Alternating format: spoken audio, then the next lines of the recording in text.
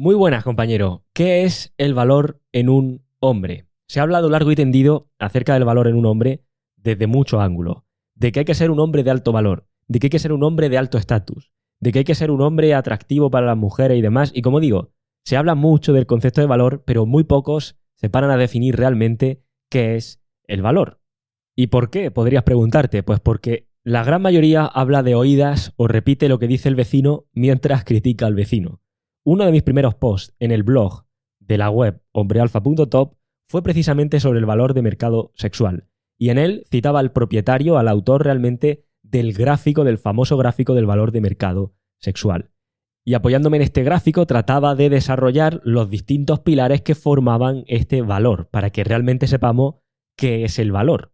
Y además, a raíz de ese artículo en el blog, como ya digo, uno de los primeros, hace ya como más de 4 años de esto, grabé un podcast, el número 4. Y este podcast por sí solito ya tiene miles de reproducciones en cada una de las plataformas de podcast y es uno de los conceptos que más os han abierto los ojos, por lo menos después de luego 221 episodios después que estoy grabando esto, 221 episodios después de ese episodio 4, me decís que os ha abierto los ojos, que ha cambiado un poco también el paradigma de cómo veis las relaciones y luego muchos de los alumnos que pasan por la mentoría y por la formación tienen este tipo de cosas claras ya de antemano precisamente por el podcast y le ayuda mucho a poder ver y poder relacionarse con las mujeres desde una perspectiva diferente.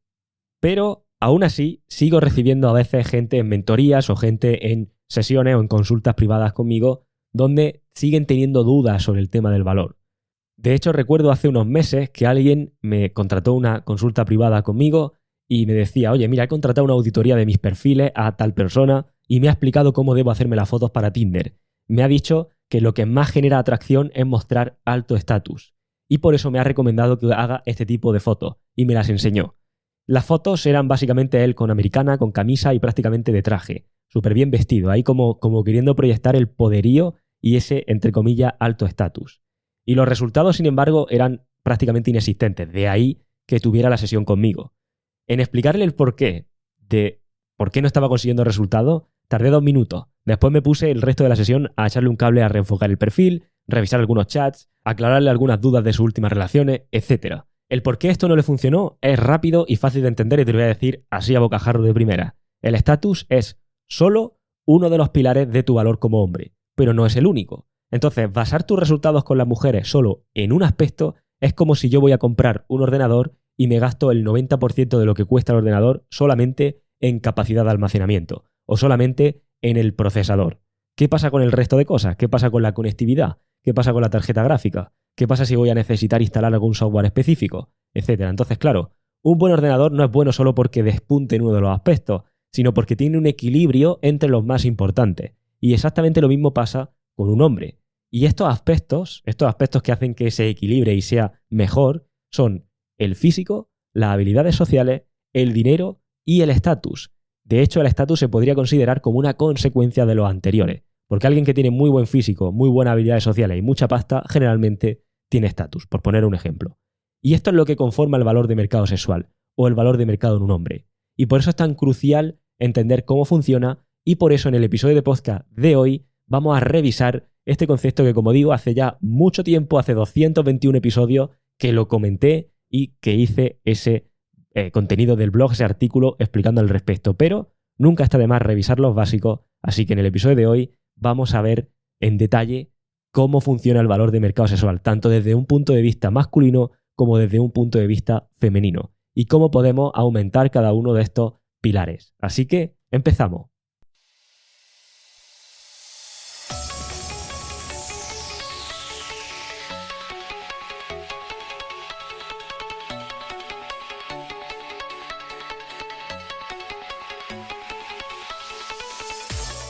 Muy buenas, compañero. Bienvenido a radiohombrealfa.top, tu canal de podcast sobre seducción, dinámicas sociales y red pill más completo de habla hispana.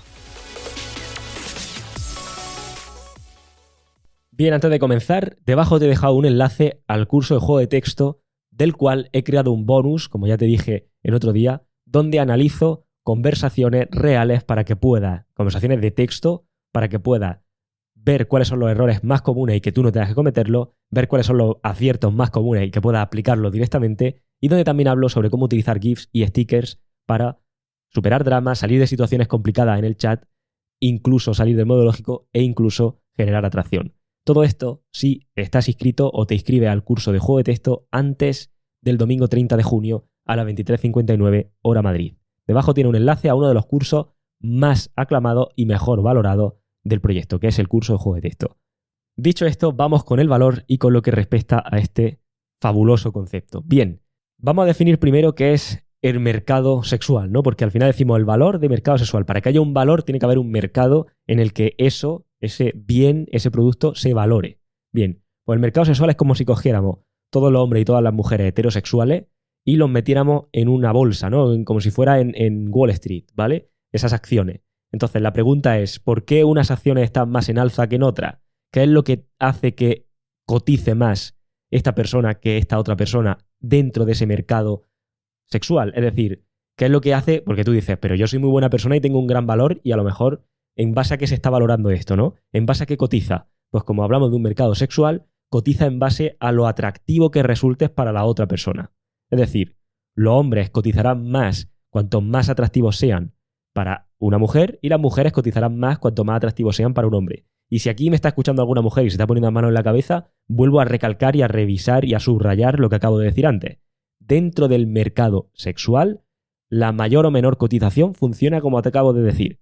Dentro del mercado como individuos y como personas del fabuloso mundo en el que vivimos, no necesariamente, hay otros valores que también cuentan. Pero dentro de qué resulta más atractivo para una mujer o para un hombre, y si eso lo metemos todo dentro de un mercado, podemos decir que hay gente que cotiza más y gente que cotiza menos, es decir, gente que resulta más atractiva y gente que resulta menos atractiva. Y entonces aquí la pregunta es, ¿por qué? ¿Qué es lo que hace a un hombre más atractivo para una mujer? ¿Qué es lo que hace a una mujer más atractivo para un hombre? Como digo, teniendo en cuenta que esto es un concepto que estamos cogiendo por separado y que no funciona igual que ninguno de los otros en un vacío, sino que está afectado por más factores porque vivimos en un entorno dinámico y demás. Pero si cogemos solamente ese mercado, los factores que hacen que tengan más o menos valor es justo lo que vamos a analizar hoy y es justo lo que conforma el valor en un hombre o en una mujer respectivamente.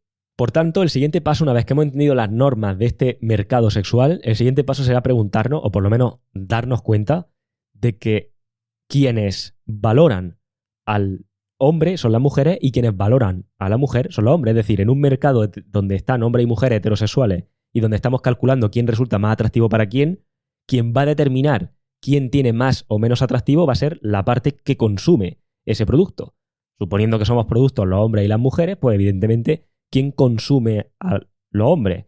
Las mujeres heterosexuales. Por tanto, según sus requisitos, vamos a tratar de inferir en quiénes son más atractivos o menos y a raíz de ahí ver cuáles son estos requisitos y viceversa en el caso de los hombres.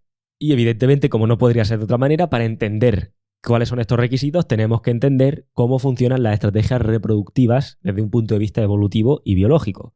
Y es sumamente necesario que revises, si no lo has hecho ya, el episodio número 1 del podcast donde hablo de la hipergamia, o si lo prefieres, más actualizado, el episodio 221 del podcast que reviso el concepto de la hipergamia. Ambos te pueden dar lo que necesitas respecto a cómo funciona esta estrategia reproductiva. Porque voy a empezar por lo fácil. ¿Qué es lo que hace a una mujer más o menos atractiva, más o menos valorada dentro del mercado puramente sexual que estamos determinando para un hombre? Básicamente, lo atractiva que sea. Punto. Y ese es justo el motivo o la razón por el que tú, cuando veas a una chica que es atractiva, automáticamente te sientes atraído por ella. Y no hay más tutía, o sea, es algo que biológicamente ocurre de esa forma. Si queremos ahondar un paso más y nos preguntamos qué es lo que resulta atractivo, porque aquí va a haber gente que va a decir, no, pero es que el atractivo depende, ¿no? Para unos sí, para otros tal, depende de tus gustos, depende de a mí me gustan las morenas, a ti las rubias, sí. Hay una cosa que está clara y que está más que estudiada desde un punto de vista evolutivo, y es que hay ciertas proporciones, hay ciertos estímulos, por llamarlo de alguna manera, visuales, que van a determinar que a ti una persona te resulte más atractiva que otra. En el caso del hombre, todo tiene que ver con el físico porque esos atributos físicos lo que le están indicando o lo que subcomunican a nivel subconsciente es básicamente que es un buen terreno, que se encuentra ante un buen terreno donde poder plantar su semilla. Metafóricamente hablando, pero sabemos a lo que nos referimos. Es decir, que la chica que tiene enfrente es joven y fértil, punto. Y eso lo que me está garantizando a nivel evolutivo es que las probabilidades de que la concepción vaya bien, las probabilidades de que digamos, mi descendencia tenga esos buenos genes también, están ahí. Es por eso. Evidentemente, también hay algún otro factor más, como puede ser la receptividad sexual de la chica, etcétera, etcétera. Y ya entraríamos dentro de esos factores que también influyen, pero simple y llanamente, un hombre se va a sentir atraído por una mujer cuanto más atractiva sea, y una mujer va a ser más atractiva para un hombre en el momento en el que ella muestre que es fértil y es joven. Por eso tú le puedes preguntar a un hombre de 80 años o de 90 años y el rango de edades que más atractivo le parece para una mujer suele ser las mujeres que tienen entre 22 y 25, 26, entre 21 y 27 aproximadamente. Punto. ¿Por qué es un depravado el señor? No, porque evolutivamente estamos diseñados para reaccionar ante esos estímulos visuales con atracción por este motivo que acabo de explicar. Y esto, que parece una tontería, genera algo importante. Y esto es justo donde el gráfico, el famoso gráfico del valor del mercado sexual, creado por el autor Rollo Tomassi, entra en juego. Porque ese gráfico lo que te está indicando es cómo varía el valor de una mujer a lo largo del tiempo y cómo varía el valor de un hombre a lo largo del tiempo. Y aquí es donde se pueden sacar un montón de conclusiones y podríamos estar aquí hablando horas porque realmente es súper interesante la cantidad de insight, de conclusiones que se pueden sacar precisamente de esas diferencias. Porque claro, evidentemente, si hemos dicho que esto es lo que resulta atractivo para un hombre y que las dos variables biológicas que van buscando suele ser esa juventud y esa fertilidad, que eso luego se manifiesta físicamente en pues esa simetría facial, esas proporciones y esas curvas específicas físicamente, etcétera, etcétera. Evidentemente hay más que eso. Evidentemente aquí podríamos hablar de los fetiches, de por qué hay a hombres que les gustan mujeres que tienen tal y cual, pero no nos vamos a centrar en eso, que podríamos centrarnos y en algún otro episodio, en algún otro lugar probablemente lo haya comentado, pero vamos a centrarnos en términos generales. En términos generales, esto es lo que ocurre. Entonces, como digo, si analizas que a lo largo de la vida de una mujer, a lo largo de las etapas de la vida de una mujer, va a haber un momento donde no va a ser joven y va a haber un momento donde no va a ser fértil, quiere esto decir que el tiempo en el que una mujer cotiza alto en el mercado sexual está muy limitado. De nuevo, esto da lugar a muchas dudas, porque al final dices, no, pero yo conozco chicas que a lo mejor tienen 45 años y que ya están casi fuera del mercado, si no están fuera ya del mercado, y aún así me resultan atractivas. Sí, cuando hablamos de que cotizan menos en el mercado, hablamos de que no es tan interesante o no tiene tanta capacidad de atraer a las mejores opciones.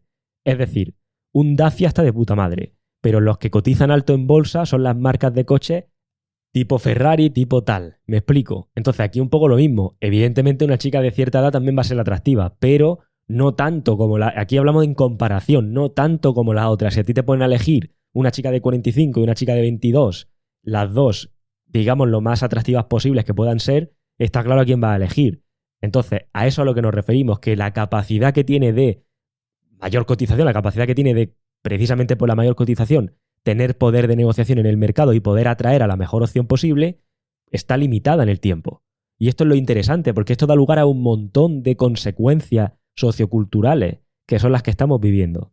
Por ejemplo, esto es lo que da lugar a que esté esa convención social, es decir, esa norma no escrita, por la cual se mete presión a los hombres de 35 o de X edad por salir con chicas más jóvenes. ¿Por qué se critica tanto? ¿Por qué se criticó en su momento a Risto Mejide por salir con Laura Escanes cuando tenía un montón de años menos que él? ¿Por qué se critica a Leonardo DiCaprio por salir con chicas súper jóvenes? ¿Por qué?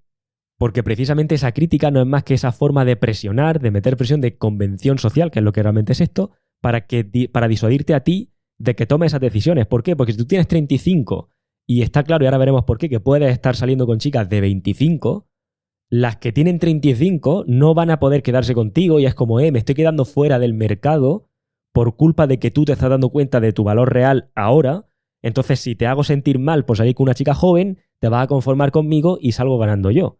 Que he podido estar mi año bueno de gran valor de mercado haciendo y deshaciendo lo que quería y ahora en mi año de decadencia me quedo contigo y tú, que estás en tu año de alza, no te quedas con la joven porque te hacemos sentir mal entre todas. ¿Me explico? Porque esta es justo la siguiente parte. Como digo, aquí salen un montón de hecho, del body positive movement. El hacerme creer que las mujeres no tienen que tener ciertas proporciones. El hacerme ver que esto también se ve mucho en Instagram, de imágenes de pechos femeninos, y es como todos son perfectos. Y venga a bombardear a los hombres con qué es realmente atractivo y qué no. Sin embargo, los anuncios de calzoncillos, los tíos siguen estando como están. Es decir, ¿Por qué está pasando todo esto? Porque es la forma en la que tienen de ganar esa maniobra, digamos, en el mercado. Porque al final es como, oye, estoy decayendo y entonces si influyo en ti, que tú estás en alza ahora, para que te quedes conmigo, estoy ganando y estoy optimizando mi estrategia de nuevo. Así que vamos por un momento a movernos hacia la otra curva de esta gráfica, que es justamente el valor de mercado del hombre. Es decir, qué hace atractivo a un hombre, y eso lo determinarán las mujeres. ¿Por qué unas mujeres se fijan en unos y no en otros? Para ello tenemos que entender la estrategia reproductiva femenina. Van a querer buenos genes, por así decirlo, la mejor opción genética posible, y por otro lado, protección y asistencia. Pues bien, todos los atributos que aporten valor a ambas partes son valorados en este mercado como algo positivo y como algo, por tanto, interesante a tener en cuenta. Y entonces podríamos resumir en esos 4 pilares todo aquello que aumenta el valor en un hombre. Evidentemente, el físico va a ser uno de estos atributos. A mejor físico tenga y más atractivo físicamente sea, más vas a llamar la atención y evidentemente también genera atracción en la mujer. Pero no el único, porque también tenemos la parte de las habilidades sociales de las que ahora hablaremos. También tenemos la parte del dinero. Cuantos más recursos sea capaz de amasar y de poder, digamos, proveer, evidentemente va a ser una opción también interesante. Y luego tenemos también esa parte del estatus. Si eres alguien influyente, si eres alguien que proyecta ese premium, esa vida más de estándares altos y demás, pues evidentemente también será interesante querer formar parte de ella. Y esos son los requisitos. Ahora, ¿qué es mejor, qué es más importante, qué es menos? Eso es lo que da lugar. O sea, esto da lugar a que de nuevo nos preguntemos. Entonces, el físico lo que importa, el estatus el que importa, es el el que importa, es el tal. Todos y ninguno. Como te decía antes, igual que cuando vas a comprar un ordenador, no compras todo de capacidad ni compras todo de procesador, sino que buscas un equilibrio, aquí ocurre exactamente lo mismo. Entonces, como digo, si solo tienes físico y no tienes nada de lo otro, pues llamarás la atención, pero te durará poco, o a ver a quién enganchas para que puedas tener algo. Y así con todo. O sea, es decir, realmente necesitas todos los aspectos. Ahora bien, se puede decir, vale, si de los aspectos siempre se habla de físico, dinero y seducción o habilidades sociales. Lo del estatus, como digo, es normalmente un subproducto de esto. Normalmente se habla de esos 3. Entonces siempre te dicen, ¿no? Si tuvieras que elegir solo 2, ¿cuáles eliges? ¿O cuáles son mejores? O se suele tratar de hacer como un orden de ver cuál es el más importante. Que como digo, para ser un hombre de alto valor tienes que tener alto valor en todos los pilares. No me vale solo con uno. Evidentemente, si no serías de alto valor. Puede ser que sea alguien físicamente muy atractivo. Puede ser que sea alguien muy ligón. Puede ser que sea alguien con mucha pasta. Pero lo que te va a hacer el pack completo, lo que te va a hacer cotizar más alto dentro de todas las escalas de valor, es que sea equilibrado en esos pilares. Evidentemente, depende de para qué, te podré decir cuál es el aparentemente mejor o más importante. Yo siempre digo la misma pregunta. Si salimos esta noche por ahí a ligar y yo te digo, mira, te voy a dejar de todos los pilares, te voy a dejar que elija uno en el que te voy a coger una varita mágica y te voy a frotar en la cabeza y automáticamente vas a ser el mejor en eso. ¿Quién elegiría el físico? Que levante la mano. ¿Quién elegiría el dinero? Que levante la mano. ¿Quién elegiría tener mejor habilidad de seducción? Que levante la mano. ¿O quién elegiría más estatus? Evidentemente, lo que más resultados me va a dar esa noche que salga de fiesta, si lo que quiero es ligar más, pues evidentemente tener mejores habilidades para ligar. Punto. Porque todos conocemos el típico caso del chico que tiene muy buen físico, pero no liga tanto. Del chico que tiene mucho dinero, pero no liga tanto. Etcétera. Pero si sabes qué decir, si no te quedas en blanco, si sabes cómo relacionarte, vas a conseguir más. Por eso gente de la seducción clásica tiene buenos resultados muchas veces, porque tiene unas habilidades sociales buenas, aunque podríamos coger con pinzas muchas cosas, pero bueno, por lo menos el tío se defiende y hace más que tu amigo, que está súper fuerte y no hace una mierda. Ahora bien, una vez que entra en una relación, ocurre otro proceso que es el de la betaización. Y entonces aquí necesitas conocer cómo funciona la naturaleza femenina, necesitas conocer cómo funciona la psicología femenina para que tú puedas surfear las distintas etapas de la vida por la que va a pasar esa mujer con la que quieres compartir algo y para que tú puedas defenderte de los dramas, de los tests y de la famosa betaización de la que ya hablábamos en el episodio 108. Por eso, si dentro de las habilidades sociales consideramos el conocer la naturaleza femenina y el conocer la psicología femenina más allá de las habilidades de ligar per se, es uno de los aspectos bastante importantes en esto. Como digo, sin restar importancia al físico o al dinero, pero claro está. Hay gente famosa y rica, hay gente con mucho físico que lo está pasando fatal con las relaciones. O que las chicas lo marean o que a las chicas les está costando bastante. Por ejemplo, el caso de Jeff Bezos, que después del divorcio, pues imagínate todo lo que perdió, además de la polémica que hubo con él, casos como el de Elon Musk, casos como el de Kaká, que hace poco lo comentábamos, casos como el de Will Smith.